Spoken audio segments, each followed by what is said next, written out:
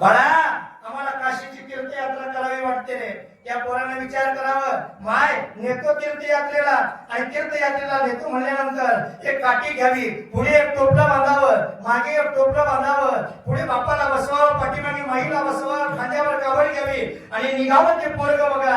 घ्यावं महाराज एखाद्या जंगलामध्ये, झाडामध्ये आल्यानंतर त्या मायबापाला सांगावं, बाळा अरे तहान लागली आम्हाला, कावड खाली ठेवावी बघा आणि कावड घेऊन हातामध्ये कमंडलू घ्यावा, पाणी आणण्याकरता ते लेकरू जावं, एका पानामध्ये कमंडलू बुडवावा, बुडबुड बुडबुड आवाज यावा, तो आवाज एका राजाच्या कानावर पडावा, त्या राजानं बाण सोडावा, सन सन करत तो बाण यावा, काळजामध्ये बाण लागावा, आई म्हणून तो पोरग खाली कोसळावा बघा आणि तो शब्द त्या राजाच्या कानावर जावा, राजा खाली उतरावा, त्याच्याकडे यावं, त्याला धरावं, माझं चुकलं मला माफ करा, अरे तू मरणार नाही मला वाईट वाटतंय. त्या पोरानं उत्तर द्यावं, राजा तू कोण आहेस? तर त्या राजाला सांगावं, मी अयोध्येचा राजा आहे, माझं नाव दशरथ आहे.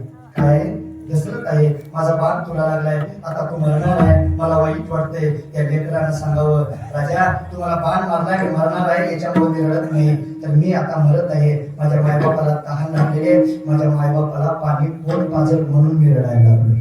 काय म्हणला? मायबापाला पाणी कोण पाजल म्हणून मी रडायला लागलोय. मरत असताना सुद्धा मायबापाला पाणी पाजवावं ही भावना त्याच्या अंतकरणात, त्याचं नाव श्रावण.